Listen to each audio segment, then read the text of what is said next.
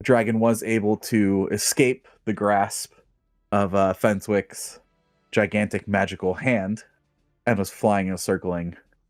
And it is all your guys' turn, I believe. So what would you all like to do? How far away is it? I believe I had said it was just at 300 feet. Shoot it with my bow. 17. 17. Your arrow flies and unfortunately bounces off the dragon's hard scales. And if you all remember, this dragon's scales, some of them have been breaking off, and you see it bleeding, and the blood drips down and almost vaporizes into dust, and it's glowing blue. But unfortunately, your arrow does hit where some of its scales still are intact. How far is it from the hand? I believe it had used all of its movement. It was... What's the reach of the hand? I know it had gotten out of the reach. Well, I can move it 60 feet on a turn. Use this action to escape, and then it flew 80 feet. So, well, I guess I'll move the hand 60 feet towards it. If we're still in the same round, I would like to cast a second level spell. Sorry. So Bigby's hand is 20 feet away from it. Let's hope it fails a save. Here we go. Oh. I believe that is a failure. Yes, it is. Wow. Okay. Yellow strips of energy loop around the creature's wings. The flying speed is reduced to 0 as I concentrate for the next minute, so I'm now concentrating. It safely descends at 60 feet per round, but it will no longer be able to fly away from us. How high is it off from the ground?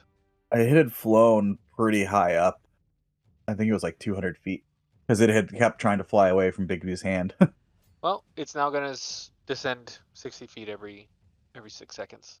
So I guess with the rest of my turn, I'm just going to move towards it, because as it goes towards the ground, I'd like to be close by it so we can finish this thing off. Yeah, I'll also move closer. That's me for this round. Yep, Core will follow along, but you'll take a shot at it as it's slowly floating. Go for it. Disadvantage. No. Yeah, you ready this bow, Core, and again, it feels familiar to you, like you've been holding it and shooting it your whole life, and you ready an arrow, and you release it just as Belladin's spell takes hold. So you were actually leading it, expecting the dragon's flight to continue, and unfortunately, as soon as Belladin's spell took effect, the dragon's momentum stopped, and the arrow whizzes by harmlessly. Chase after his party members. Apologies. Poppy? She'll get closer also, but not ahead of anybody, so she'll be right behind. So its turn is just... you see it like struggling against this spell and trying to force its wings back into flight, but it can't do anything. Someone roll me a d6 though. The interesting thing is that it's only its flying speed. So once it hits the ground, it'll be able to run. All right, so it is, it just falls 60 feet straight down. And that's its turn. It says until it reaches the ground. So the moment it touches the soil, or the tundra, the spell ends. So Belladin will let everyone else know that, like, as it's going towards the ground, as we're getting closer, get as much damage on it as we can, because as soon as it touches the tundra, it'll be able to fly away again. And it is now, once again, your all's turn. You are your movement speed closer from the 300 feet away. 70 now. I might just spend my full movement, so I'll get 70 feet closer. I will shoot another arrow as I run closer. Oh, bummer. Other way around. Yep, unfortunately, it's in that second range. So, yeah, again, Hal, your arrows are just finding exactly where its hardened scales are still intact, and it's just bouncing off. I'll move dash and move the hand towards the dragon. So you all see this magical hand and this dragon falling almost lockstep together at the same rate. I'm just So it was 20 feet down 60. Guess you go to diagonal, and then it would still reach it, right? Unfortunately, yep. Yeah, you know what? I think that's valid. I would say Bigby's hand does catch up to it. Oh, well, in that case, I'm definitely going to gonna punch him. Or try to punch him. Melee spell attack, so I'll just use Firebolt since it's the same. And that's not gonna hit. Unfortunately not. So this dragon is unable to fly and move forward, but it's still able to twist its body and move around, and it's able to barrel roll just in time out of the way of Bigby's hand. Yeah, of course, just still running forward, and we'll take another shot at the end of his movement. Try saying if I push this button, will it just do it for me? Why? Why the same roll? Nope. It decided not to go over because I didn't press the button, but that was a 13. 13? Yeah, no. Your arrow, again, just poor timing as you aim just as it does its barrel roll to avoid Bigby's hand. And you see your arrow actually passing through Bigby's hand, right through the middle finger. That's just rude. All right, Poppy, I'm assuming you're just keeping in step with Hal, unless you would like to do anything. So again, the dragon falls. It's already got its breath weapon back, so it just continues to fall 60 feet. So we got another round. So just mark, you guys can keep track of how close you are. So just 200 feet and then keep subtracting how much you're moving. Yep. Yeah, I'm at 200 feet right now. So without 300 feet, what was started at? Yep. Yeah, so you moved 30 and then 70. Yeah. So I'm like, what, 195, I guess? So at 195, I'm going to move another 70, because then on my next turn, I can use a cantrip against this guy. But I'm trying to spread out a little bit, so if it uses a weapon, we're not all going to get hit by it. I think I remember that being nasty, and that's my turn. I think I'm going to dash 40 for my 180, and then I'll action surge and move 40, and then shoot my bow. Pew, pew. Pew, pew, pew. All right, go for it. Roll that attack. 20. 20 definitely hits. Yay! 4 damage. This time, you see it pierce through its where its scales and armor is already cracking and falling away, and you see it wince in a bit of pain. It's looking pretty damaged. Second shot. 22 for 6. Nice. Yeah, you just shoot the same spot again, knowing now you found a weakness in its armored scales. And you are currently, let's say, 260, 20, 180. You're like 180 feet from there. Yeah. Who's next? Yeah, this is all kind of, your turns are all happening at once, so. I keep running and dashing. And if Bigby's hand's still close to him, I'll try to hit him again as bonus action. So you should be about 200 feet from it. I believe yours is 25 feet, right? Yep. Again, its main focus is trying to dodge this gigantic magical fist pummeling it.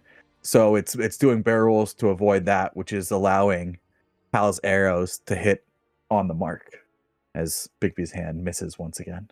I'm gonna go ahead and use a key point to Pocahontas run, get that step of the wind going. That should get Core within 80 feet. I don't know if that's a smart number, but at least it will be within the first range. That hits. Well, Good piercing. one. Good one. Good one. Follow it up with the second bow shot. Hey, there That we hits. go. We found it. More of a scrape, but 7 more piercing. Yeah, hey. It's every bit it helps as Core, as you've seen it distracted by Bigby's hand and you see Hal's arrows finding its mark, you quickly focus the energy within you and with blinding speed dash forward, skidding to a halt in the snow, a spray of soft powder marking where you end, and you aim and fire 2 shots right in the same spot. It's looking pretty bad. More of these white hard scales keep falling off of its body, cracking before they glow blue and turn to dust. You see its blood now dripping from its mouth, turning to dust before it can even hit the snow below. Poppy's gonna break off from Hal and go in the general vicinity that Belladin's in.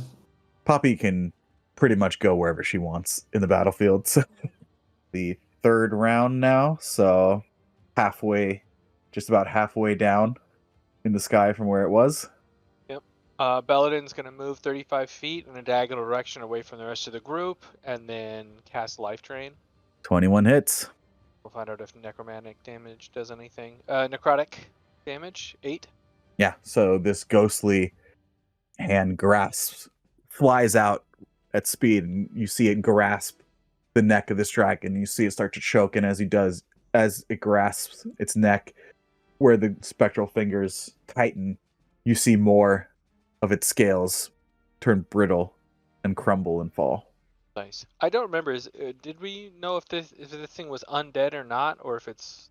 I remember it being a white dragon, but it was like bony or something. From what you can see, it doesn't look like it's, like made of bone or anything. You can see, where its muscles are and scales, but you see now where it's bleeding and where the damage is. There's this glowing blue blood, and there's cracks appearing all throughout its armored scales. And as you see it getting more and more damaged, and you see body parts flying off, right? Scales and blood and everything. Eventually they turn blue, glowing blue, and turn to dust and just blow away. Okay, cool. Yeah, that's it for me. Movement and that. And I'll just keep concentrating. Yep. You see now as the grasp of your life drain tightens, it looks over towards all of you, and you see its eyes flare a bright glowing blue. I would like to shoot it twice more. 22 22 hits. for 11 piercing Ho ho ho. or 16. 16 damage. You now have the weakness of this dragon, as you see now exposed flesh on its neck from where Belladin's spell had pretty much eroded away its hardened scales. Its eyes flaring this bright blue, looking down at you all, and then suddenly twisting its neck to look around. You see it gazing off to the west as it's seeming to scan the area and then look back towards you all. Please explain to me how Hal's final shots put an end to this dragon. Well, I imagine what I see is it's just going down, and this fist is like swinging back and forth from it, and then this other hand flies through the air and grabs on its neck, and it's like trying to look around. And I think it's like writhing in pain, and then it looks back towards us, and I shoot it right in the eyeball. You shoot in its eyes. In one of its eyes, that glowing blue goes out, and it continues to fall, and it stops moving and writhing, and it falls and falls. You all keep moving forward. So I'd imagine you all keep going forward, and it's falling down, and Core, you're the closest to it. And as it's falling, you see its head turn towards you one last time, and all of you hear it give its last roar. I see you. Now so does he. And the last bit of glow goes out from its other eye. And as it plummets slowly, gently towards the ground, its body dissipates into blue, glowing blue dust that is blown away in the chill air. It's almost like this ethereal snowfall is surrounding you all before its bones hit the ground. And even though they hit this soft, powdered snow at a gentle, they crack and break apart. Should we continue moving on, or should we? Yeah, I would say get out of here. Let's keep moving west. Did the entire carcass disintegrate? All except for its bones that have cracked and broken apart upon impact with the ground. Worthy of taking from the body? Give me a perception check. Ooh, rough roll. Both rough. Yeah. I mean, there's not much to find. The only prominent thing left is the skull, which is still cracked, but still somewhat intact. And you notice right between its eyes, engraved with runes all around it, is a clear crystal. That's a bad crystal, right? Well, maybe we should see if it has any magic power left in it. Didn't we try this with the last dragon? Yeah, we found one, or at least a crystal in somebody's workshop, and it really did something to them. You saw what happened to Wilford. I'm not sure you want to grab it. Don't we have one in the bag of holding, but we didn't touch it to get it in the bag of holding? Well, if it's like the crystals that Wilford touched, we've got like half a dozen of them. I would say anyone can roll me an Arcana check. Belladin, Poppy, you look at this and you're like, yeah, it's a crystal for sure, and those are definitely runes. With your training and your sharp memory, your mind flashes back to all the instances that have happened to you since the beginning of this adventure. Wilford going and the Festival of Leaves fall in Nestle Rock. Him going over to talk to the mayor's daughter, who I'm forgetting right now. That was a long time ago. And you get a feeling that however these crystals work, they're connected to blood. Well, crystals, gemstones, I should say. Yeah, it should be fine as long as you have no open wounds. Belladin begins checking his hands for wounds. Or are we taking the crystal? Or are we throwing it? Are we leaving it? What's the plan? I will also say, Fentwick, that the gemstones that you saw Stefan hold, that you saw the crystal blade hold at first, these were glowing blue. This one now that's kind of embedded into the skull is clear. Yeah, if you feel so compelled, take it, but I'm leaving it. Yeah, if it's lost its power, it's no danger. You can continue on. So how you would know that you would probably reach the Vacafiel range in another 2 days from this spot. I think we keep going. I forget, did the eagles survive? Or did they... I don't remember what happened to them. Thought they got killed. Oh, okay. Let's move! Yeah, you weren't sure, Poppy. You just got a sense of sadness from who, and as you were moving towards, and fear as you were moving towards where you had sent your familiars to investigate, where I believe Belladin got a ping from where the eagles are. That's when you encountered this dragon. I mean, if it doesn't cost you any resources, Belladin, maybe you can reach out and see if there's anything left. See if these birds are here around. Yeah, I think I have like 5 or 6 charges left on my staff, so I'm going to use it to locate the...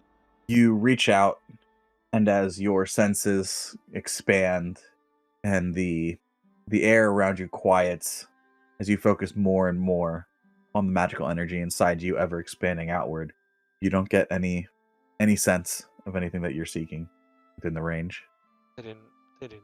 At least we avenged them. And I would say, Belladin, with your passive, this would be Fentwick with your passive investigation. This dragon was already pretty wounded when you encountered it. Like it had been in a pretty severe fight. But you collect yourselves and continue journeying across the tundra. Someone roll me a d20, please. Yep, fine. I'll do it. All right. So you continue through most of the day, pretty uneventful. And as you continue through now sort of hilly country going up each rise and back down, you are journeying through a bit of a valley in between these hills. Belladin, you first notice a bit of vibration underneath your feet, becoming more and more noticeable. Then you hear a rumble Hell yeah. as stones begin to tremble and then fall from the hillsides around you. You can all hear now a massive rumbling. Would anyone like to do anything? It's just coming from all around us? The rumbling you can feel pretty much all around you. The sounds, I would say, Belladin, you'd be able to notice that it's coming ahead of you, where in the direction that you were going. Yeah, spread out. All right, so in a split second, you all spread out, and the vibrations get more intense as you hear this massive, thunderous sound rolling towards you. And then you hear almost like trumpets, massive bray. And you see it now turning the corner from the hills of this, where this valley kind of meanders to the left. A massive mammoths charging full speed. I would say you guys have about probably a round before they reach your position. Oh, Poppy will use all her movement, action, blah, blah, blah, to get out of the way. I'll use the staff to cast levitate on myself. And I'm thinking about doing something for someone else because I can very easily get out of this. You mean Hal and I are going to stand and tank this charge? Yeah, you guys are going to handle all of it. We'll... So I will say, this is a massive herd. They take up the entire valley space. Poppy, I will say that you using your movement and action will give you advantage on your saving throw. Yeah, the problem is it's going to be a strength saving throw. Not necessarily. It depends what you're trying to do. It's just one person, right? Yeah, it's just one Poppy person. could probably fit under one of those mammoths' foots like perfectly. I think you're probably bigger than Probably twice as big as Poppy. How much time do we have before they get to us? It looks like a round, About 6 2 seconds. rounds. So 1 round. Yep. You were pretty close to this bend in the valley, getting out of this hill country. Well, I wish we weren't all spread out now because of my idea. All right, so I go 35 feet straight up as I speak the command word on my boots. I've been just walking with everyone until now. We've been using water walk every hour, so that way we're not messing with the tundra, or if there's ice, we would just be coasting above it. But at this point, I would go 35 feet up. I would look at whoever's in the very middle. So who's still in danger? Basically everybody, right? Or no. Fenthwick's not because of Fenthwick levitation. levitated up. Okay. I'm up. So I imagine it's Core, Hal, and then Poppy's like 400 feet away. The Poppy speed. I mean, it depends. Poppy, where are you running? Are you tried to run towards the side? 120 feet away. I look at Hal and Core as I'm up above, and I say, "Quick, who wants to be a flying eagle?" And I pick up Core and I throw him towards Belladin. No. As he's in Hal's arms, I cast polymorph on Hal to turn him into a flying eagle. Attacked. And since he's in Al's arms, when he turns to fly an eagle, he's now wrapped in talons. He's wrapped in his wings. Should have grabbed him by his feet. No, just kidding. Yeah, grab with your feet, Hal. What the hell? Everyone knows this. Now yeah. Now Hal can't fly because he's wrapped his wings around Core. Give him a hug. No, just kidding. So this just looks like Ace Ventura, Pet Detective, Yeah. acting like a bird on somebody. Yeah, no. So that's what Belladin does. He gets 35 feet up, and then hopefully, if Hal's cool with it, Hal becomes a flying eagle, a giant eagle. I would say you have 6 seconds.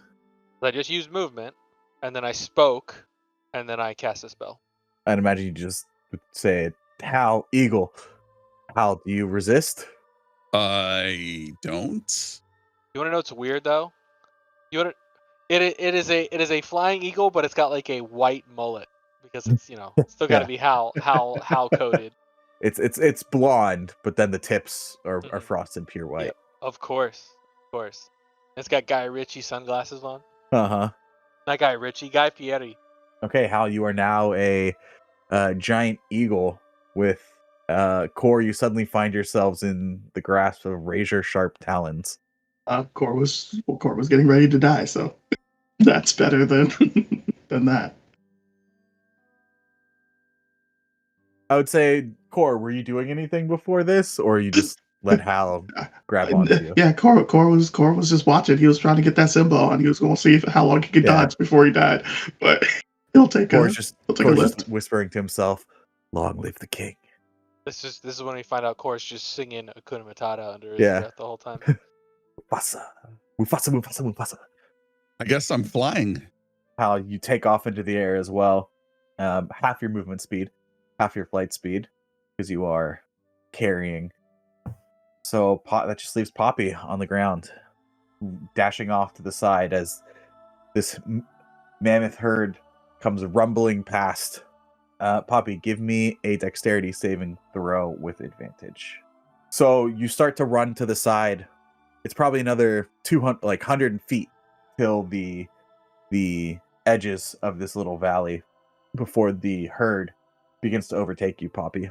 And you have to start to weave your way through their massive legs as they stampede all around you. And all of you are flying in the air, and you see Poppy just weaving in and out of these giant mammoth. And you all hold your breath each time you see her go out of sight underneath one of these, and then breathe a quick sigh of relief as she appears on the other side before she does it again and again and again. And soon enough, you see her dive onto a boulder on the edge and grasp just out of the way of the rest of the stampeding feet as you all are flying or hovering in the air, counting. The seconds go by. Seconds turn in to almost a minute or two before this herd finally starts to thin, and the last of it is now exiting the other side of this valley. The rumbling and the massive thunder of their hooves still ringing in the air. Is the weather clear enough to that the height gives us a bit of a vantage to see? I'm wondering if we could see what started the stampede, or if it's just migration season. Question. You can't see over the hills at this point. You'd have to go either much higher or go around and try to exit. I will just curl up and You're also, not able to really control where you're going, Core, as you are in the grasp of Giant Eagle Hal, who is polymorph. So you have now the stats of the eagle. Literally smarter than Hal. Yeah, dude. At the first time, Wow. yep, you just I hate you. you feel like just knowledge and just still okay, strong, really dexy, but just wise and intelligent. You as you become the eagle, the first thing that comes into your mind is the correct way to do the Sudoku you were trying to do this, and that's why you caw in anger. You're like, oh, that's it. Yeah, that insult that one guy at that tavern said like 3 years ago, you finally realized it was an insult. Mm. I look glaringly at Fenthwick. Oh, the campaign's over 3 years, not the in-game part. Got it. It's only been like 8 months. Yeah. No, I guess it would have been a few months. Otherwise, you'd be in the captivity of the Crystal Blade then. But yeah, eventually this mammoth herd, the stampede, dies down, and the last of them pass by you, and the stones and rumbling eventually quiet as well. What do y'all like to do? Can I also pick up Poppy? I will attempt to swoop down and pick up Poppy Yeah, it's good for an hour. So if she'll let me. I mean, if he lands, Poppy can climb on his back. I don't Okay, think that's I'll what do Hal that. said. But while still gripping on Core, so I pin him to the ground. No.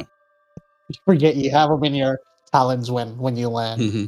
Of course, just pulling a Frodo and Sam, just splayed out arms and legs in the talons. I guess we keep moving. Poppy will enjoy the feathers and like bury herself. So fluffy. Yeah, just keep heading the way we were going, back to where we need to go. So here's the question: do you take the bend out of this hill country, this valley, or do you try to fly over the hills? No, we take the hill country out of the bend. Yeah, wait, are we going to Samal first, or are we going back to where Marisol is? Neither. We're going over to the mountains here. Yep, we're going where we need to go, because that's where the location of the standard was, right? That's what we found? Yeah.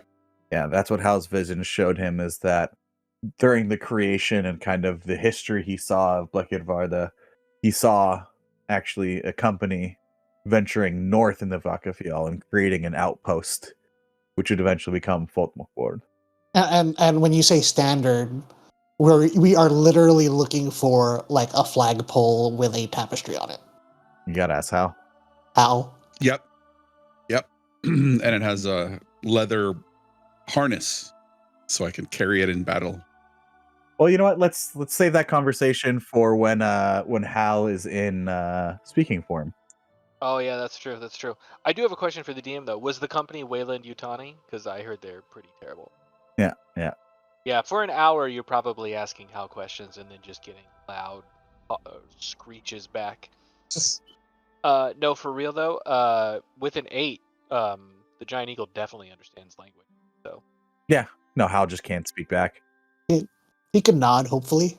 Well, no, because he's doing that eagle thing, right? So he's got his eye on something in the distance. So every single time his body moves, the head is just still. Look, according to the animated GIF in Discord, eagles are brilliant. I just looked at it. I didn't. Yeah, they have good taste at the very least. Yeah.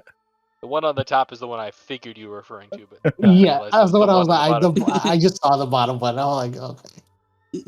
But you all continue along, heading west for another hour.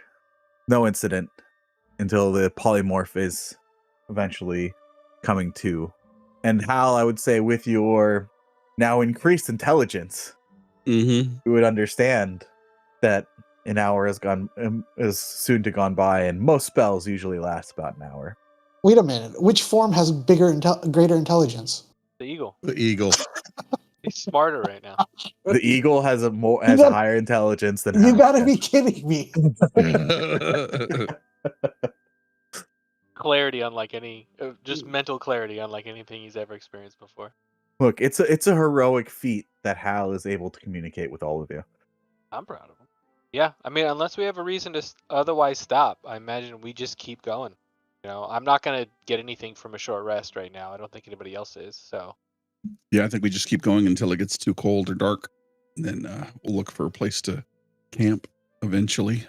So you're heading in through the tundra, and you're getting near some area with a bit of brush, kind of these hardy winter plants that survive in these conditions. They don't have any leaves right now, but thick kind of twigs and bushes of its branches are starting to dot this rocky landscape as you all approach. Belladin, what's your passive perception?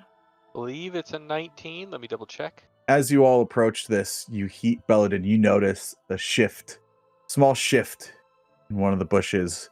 You hear a rustling from one on the other side. You get the eerie sense that you are being watched. I feel eyes upon us. Point your blaster in that direction. I've got a bad feeling. Quote, I said the line. No, yeah. He would just motion in that direction and let the rest of the group know to be careful. I don my shield and grab my hammer and hunker down and take a look. See, what do we see here?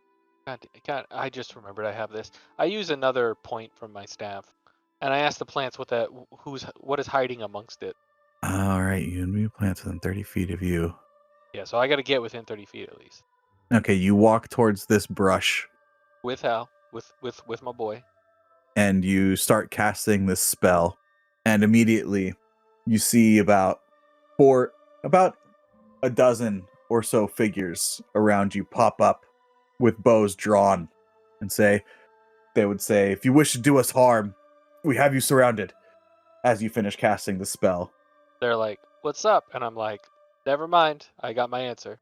About, a dozen figures in the bushes all around you, wearing hides, leathers, furs, thick furs, with hunting bows, all trained on all of you as soon as Belladin started casting a spell.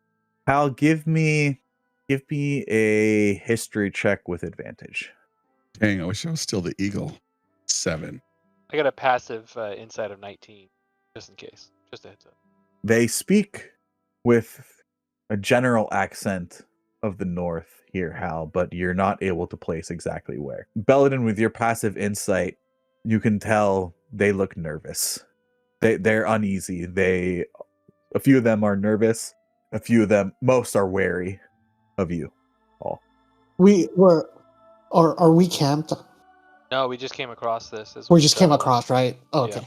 This is about an hour from where you had come from the valley and the stampede. Yeah, I'm not gonna do anything with the speak with plants because they seem nervous. So like making the plants move or become difficult terrain or something for them would freak them out. So not charismatic.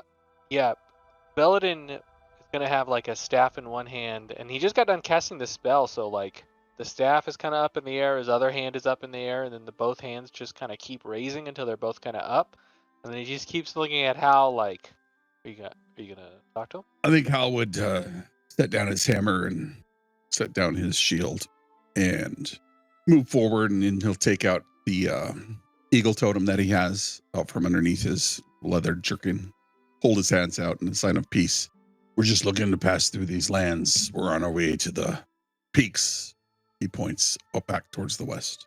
They look at your totem, and you hear whispers. Belladin, you hear Northern Watchers. An older dwarven male steps forward, Hal, and you're of the Northern Watchers. I am. We look to battle crystal blades and take the fight to them. We had thought your people destroyed or held captive. We had been held captive. Some made it out to the secret rendezvous north of the mountains.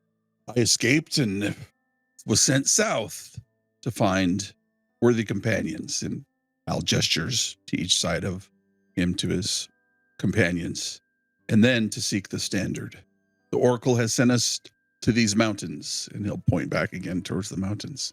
You see this whole time he's been kind of eyeing you, trying to read what you're saying is true. But then when you mention the Oracle, his eyes widen and says, "You've been to Daggermork."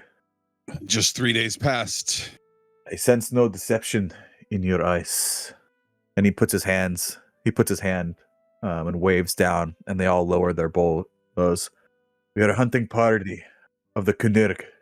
How you would know them as one of the wandering tribes here in the north. What you say is true.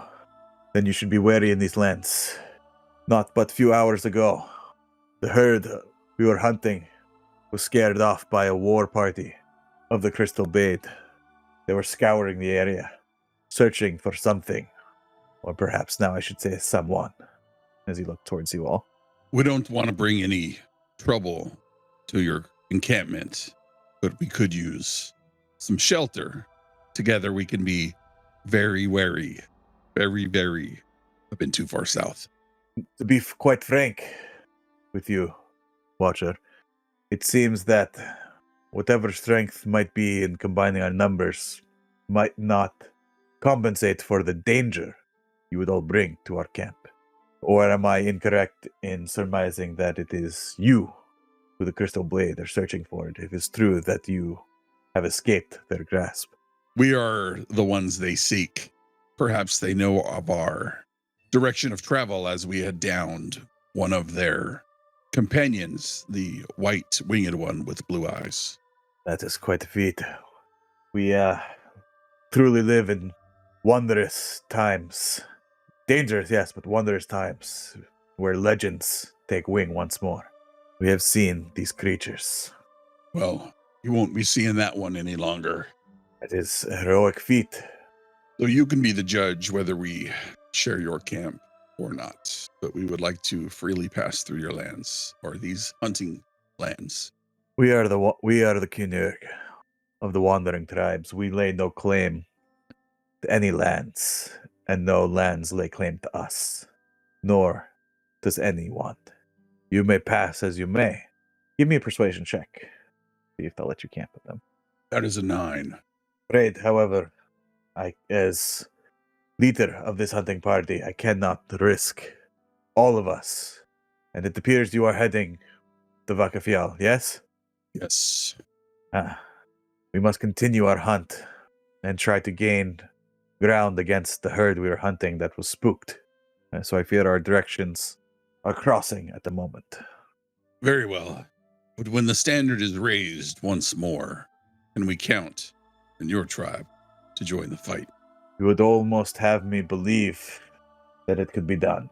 Or did I not just say that we live in wondrous times where legends walk again? Kunirg will hold to their oath.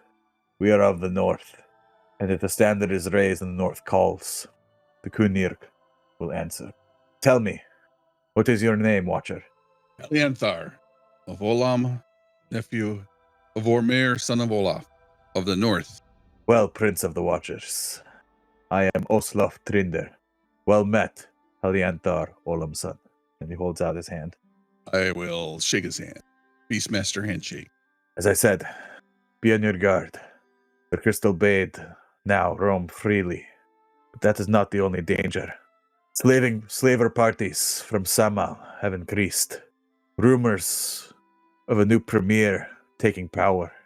They seek to fill the cells of that gladiator arena. You face many dangers and many obstacles before you can raise the standard, young prince. In these dark times, we all face many obstacles.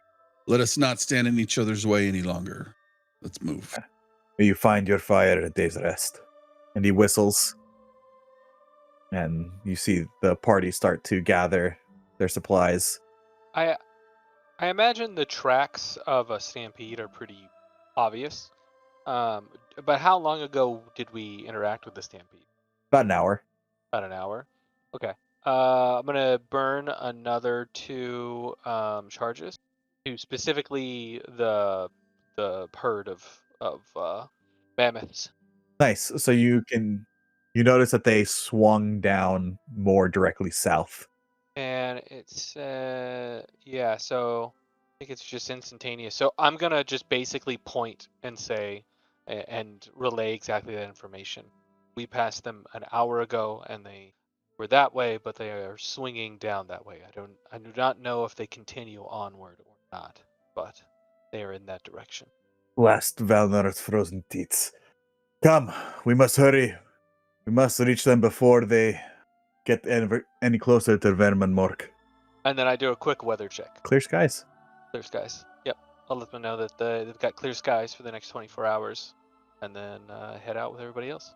You are not wrong about your companions, Aliantar. I believe you all just might actually find the standard. I believe you're right. I have an eagle's eye.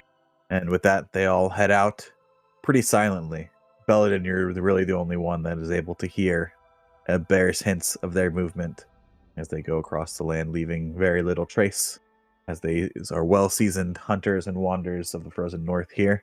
I was just gonna say they may have some confusion following our pass because I've just been renewing Pass Without a Trace because it's free with the staff, so they're not gonna find anything of our passing.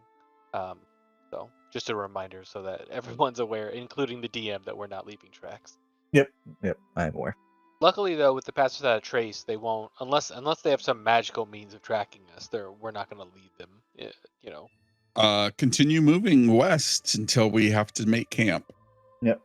And yeah, I'm gonna make a correction. Belladin, you saw that actually a bit of a snowstorm will be happening later.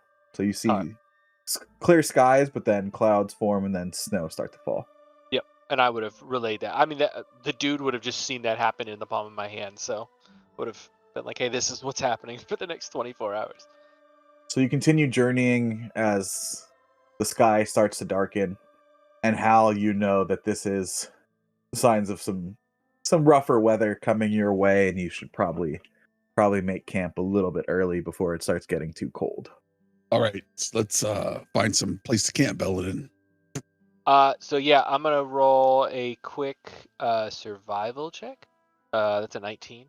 So you're getting closer now, as you said. You're no longer in the portion of just flat bare tundra, right? You've been going through kind of these hill areas with, some vegetation, and you're able to find a pretty good little boulder that kind of creates a bit of a windbreak from where the wind is coming from at the current moment, where the snow starts to fall.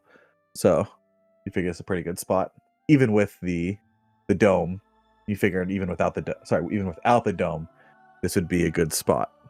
I assume we're certainly going to make a dome, but this seems like a good spot. Yeah. Yeah. The storm's going to be bad, and people won't be able to see us from here. So Could we make it underground just to be safe? fine. And then you watch as Belladin changes into a giant badger and starts digging into the snow and the earth, making a underground igloo shape to where we can put the dome. Fluffy! You find your task a little bit harder, Badger Belladin, as Poppy has seemed to grasp onto your back and is just nuzzling against your fur. Yeah, Belladin can't speak in this form, otherwise he'd be like, what? Why is this? What? But eventually you are able to make the same kind of snow tunnel and then into the earth and create a bit of a dugout. Yep, and then once everyone's in, dome, if there's room for the dome to go up, then I would partially collapse the tunnel behind us so that way it just looks like it's, nothing's there. And you all find yourselves within the warmth but cramped comfort of Fenswick's magical dome.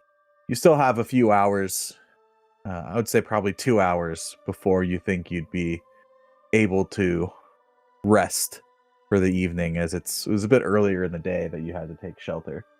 So what would you all like to do? So So Hal, this standard, are we talking about like a flagpole kind of thing with a tapestry on it that you carry? Yes, from what I understand, there is a harness, and the standard stands 10 feet tall, 3 feet wide, and in battle nobody can miss it. And he goes on to elaborate the story, and Belladin probably is like, and as Hal gets really wound up in the story. But it's been hundreds of years since this thing, maybe longer, anybody's seen it. So it is mystical. So I don't anticipate, maybe it's just covered in dust, but it will unite the northern tribes, and they will ask us to stay at their camp next time. I think you would have had. Hold on. I think you would have had a better reception if you didn't keep like pecking at stuff. Like, I don't know if that's an after effects of the polymorph spell, but you haven't done it since. So And does it like do anything, or like, I mean, it's just the flag. It's supposed to rally the tribes together. Whoever holds the standard commands the northern tribes. I don't know if the greatest warrior carried the standard in times of need, but But I mean, how does somebody I mean, how can you be a great warrior when you have this large pole strap on your back? I can literally lift up one of those elephants, so I don't think it would be an issue. I mean, isn't that what squires are for and stuff like that? What are squires? At that point, Poppy will just like splay herself down at the ground. If it has a harness, maybe we could strap it to a horse. I mean, it's a harness that's built to fit a large, muscular, blonde-haired. Why blonde? I think because everybody here has blonde or blonde reddish hair. Well, can I try it on? Yep, absolutely. Maybe we can both wear it at the same time, and I put you on my shoulders, and then we strap in. That might work, though it's going to be hard to go stabby doing that. You have a whip, though, right? You still know how to use that whip, don't you? This thing. Yeah, don't forget to practice.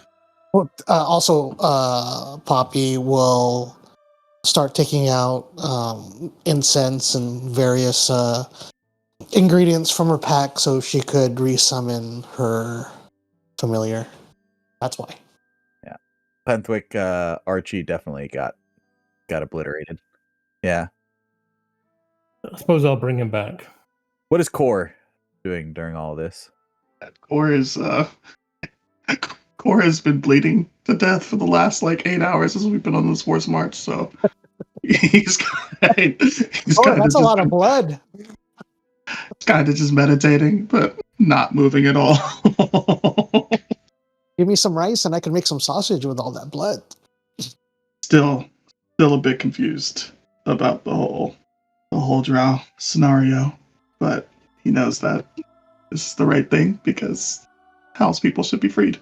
So it's kind of working through that. But as long as it's crazy monsters and crystal people, he doesn't mind.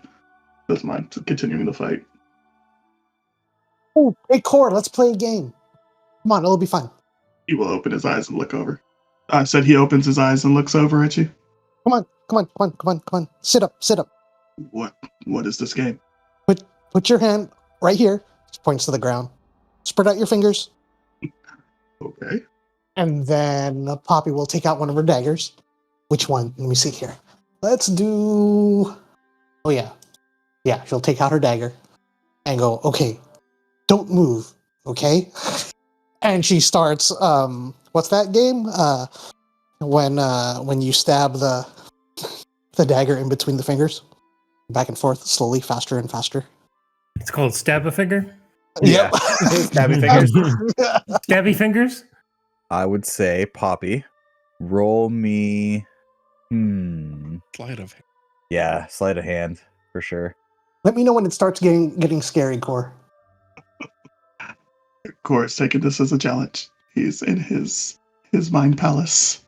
And you all see Poppy start off slow for the first pass, and then the second increasing, and then faster and faster and faster until her hand is a blur, and you you can't even see the knife, but you feel the impact and the dirt around your hand core. It's too fast, even Belladin, for even your eyes to see. It is a remarkable feat of dexterity and hand-eye coordination, and it's going so fast that you all expect to see Core pull his hand away as like just bloody stump. Core, give me a wisdom saving throw. I want to make him scream just like an alien. Yeah. Aliens. 16. As the speed starts to increase, you're like, oh, she's for sure. And your hand twitches almost uncontrollably and it jerks. And even still, Poppy is able to follow your hand's movement as it jerks back a bit. And she keeps going. And still, when she finally slows down and the dagger stops right in between one of your fingers, you look down at your hand, fully expecting to see like your fingers just all over the place. Not a scratch. Ooh, that was fun. I haven't done that in a while. I needed the practice. Thanks, Court. The game is over. Don't games usually have two sides? Oh, yeah, but my hand's too small. But if you want to use your hand, that'd be awesome. That'd be great. And Core will go practice some finger fillet in the corner on his own hand then. So that's fairly the game. Core, before Poppy approached you and you were contemplating everything that had happened, were you trying to keep your were you trying to have a poker face? During the game? No, not during the game, before, when you were contemplating everything that had, has been happening. Yeah. Partially just because he doesn't want to get like nursed because everybody's always thinking he's about to die. But also, yeah, it's a lot of things, and we've had bigger. Roll me a deception check, please. Come on, man. It's just Core being Core. Core be Core. 16. 16. Belladin, with your passive perception, you can tell that while Core is trying to be his usual stoic self, you can see that something is troubling him. You mean other than Poppy? This is right before Poppy went up. I don't imagine there's a lot of privacy. This is dome time, right? Belladin has a tendency, once the dome is set up, he kind of sets up a little area and there's like a little desk that he makes where he's updating maps whenever we stop. He's got a lot of map to make up for because of all of the trekking we did across the tundra. He just kind of rotates around the table so that way he's facing. And I imagine this is maybe where where Poppy even placed their hands, is on the other end of the table that Belladin always sets up as he's working on his maps. He kind of watches all of this happens and he smirks a little bit at how dexterous Poppy is and the concern on Core's face as Poppy goes back to whatever else she does when we're all relaxing. Switches into Core's language and asks if everything is all right, if there's any concern that Core has related to what we're doing and what's happening, or if there's something else bothering him. Just worried about Phoenix. How do we stop him? We can't even touch him normally. About when I left my tribe. And one thing that I noticed over and over again as normal people live their lives, regular people, not adventurers like us, but regular people, the only time someone in power or someone powerful bothers themselves to focus on normal people or even adventurers like ourselves is when they feel threatened in some way, something about their power base, their finances. I saw quite a bit of injustice, and it was only when people threatened power did those in power retaliate. And I would say that if Enix was not worried about us, if Enix didn't feel threatened by what we're doing, I don't think he'd spend so much time focused on us, putting so many obstacles in our way and attacking us so many different ways. I can't claim to know Enix's mind. Seems like we're living in his head rent free. And I don't think that would happen is wasn't threatened by us. Yeah, actually, I think I do know why he's focusing on us. And I pull out the ring that I've been carrying around forever. Yeah, and Fenthwick, you do speak Sylvan, right? Yes. Mhm. Okay. Yep. Is this the first time you speak in Sylvan around Core? I think I've spoken in Sylvan around him before. I think there might have been a conversation while trying to dig bodies at one point. You What's should the have just ring? said you say that all in common. See, if you remember in our last encounter, he was looking for something that he thought we had. This is what he's looking for. What is it? Pretty sure. It's a ring I found in the temple of Siberians long time ago, long before we met you. Right. Yeah, I've never seen it. And he's tried to take it from us a number of times. We've been attacked. Pretty sure he needs it. This is a ring of Siberian's rest. And this ring, when activated, will help you locate and unseal the tomb of Siberian. Yeah, Belladin doesn't know the name Siberian, so. Oh, that's right. One of Valinar's lieutenants. When Fenthwick mentions that he was one of Valinar's lieutenants, you would all recognize that. What would be the use of bringing back Valinar? Or a lieutenant of Valinar? Is it destruction, or is it just change? Well, I would say things would get very messy. Since she is sort of the source of all evil. They're always messy. You would know that he was trying to destroy this heart of this kind of skeletal remains on this altar that was kind of bleeding and feeding into the pools of the heart tree there. You would know, between Belladin's and Fenthwick, your arcane knowledge, and Belladin, your kind of primal magic knowledge, that one of the oldest forms of magic and still the most powerful is the magic born of sacrifices. But anyway, his attention is at least drawn to us in part because of this. I'm not sure his ultimate plans can move forward without it. We are bringing it to him? No, we're keeping away from him. As long as it's ours, not his. Is there a reason why we don't try and destroy it? Because wouldn't we just not want anyone? Well, it's a magical item. Kind of hard to destroy. Is there a volcano anywhere in the north? I asked Hal. Hal, you have been hearing the three of them talk in Sylvan for a while, and then Belladin just randomly asks you if there's a volcano here in the north. You see Hal has the bow.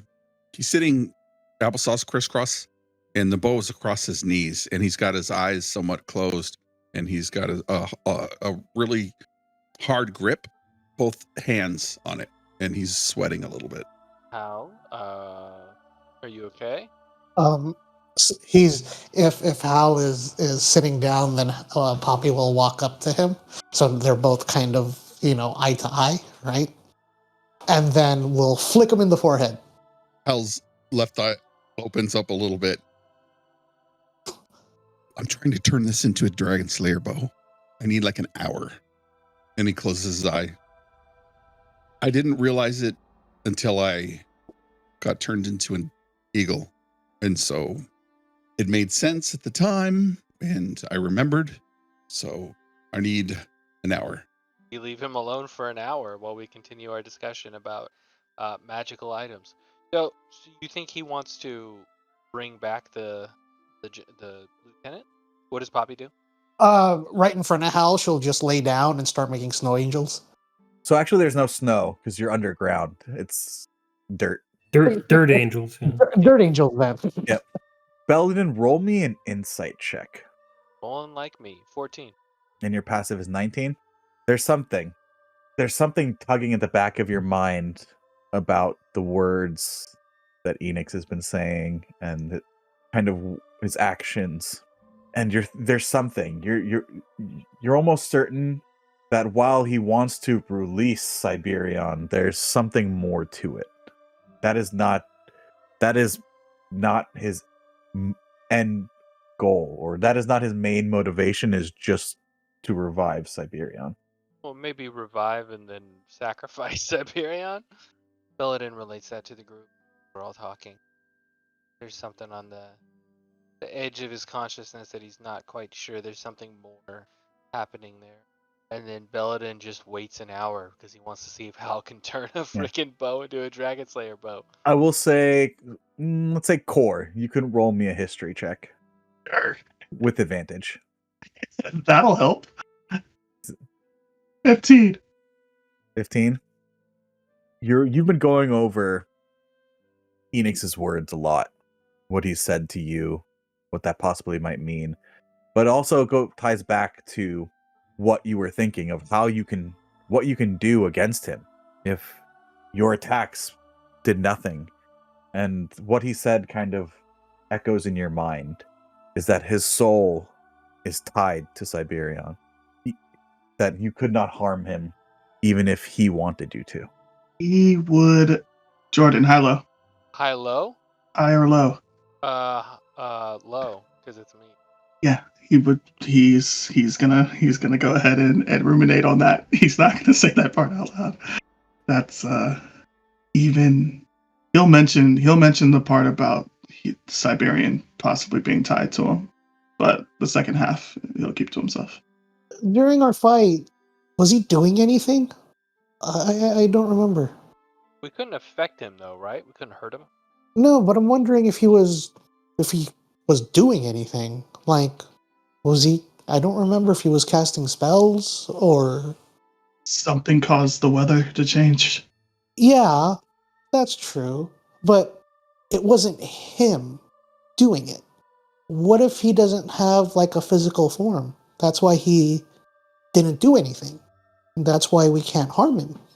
He can only affect the world if he's like inhabiting those crystals, or those gems with the power in them. Maybe, but I don't remember if that's why I'm asking if any of you guys remember if he was doing anything. Yeah, I don't remember, but that's just because. Fentwick, with your intelligence and your memory, you would know. You analyzed the battle that had just happened, day and a half ago, and you can't recall Enix doing anything physical. I mean, his body appeared to be made of ice, but he didn't attack any of you. He talked a whole damn lot. Might not have actually been there. So maybe he can't do anything unless he has that ring. If his soul is tied to Siberian. I think he's trying to get a body. I mean, that's how it usually works. Roll an insight check again, Belladin, with advantage this time, with this way the conversation is going. Please continue, Adam. Poppy will kind of plop on the ground again with her hands behind her head, and she says, "Well, isn't that always how the bad guys work? I had one guy that couldn't function without a tree." It's a 27. As you're listening to Poppy, only kind of with half your mind, Belladin, that thing was tugging in your back of your mind finally clicks, and what your motivation might be. You try to picture yourself in Enix's shoes and why he'd be doing this, and all of his actions so far and all of his words. And you think back to the last fight on how he said nothing you can do can harm him, and his thirst for vengeance, and how he was betrayed, his talk of existing throughout millennia. And you think about to the ritual that was being done to the Emerald Conclave and what they were trying to do to destroy the heart tree and the corpse and skeleton that was on that with its beating heart, the power and magic of a sacrifice. Enix wants to be free. Enix wants to be released, being held with Siberian. He is the lock. Siberian is the lock that is. No. keeping- Enix is the lock that is keeping Siberian. Oh, and the ring's the key. Belladin will say that out loud. So that would mean that he gets a 2-for-1 deal.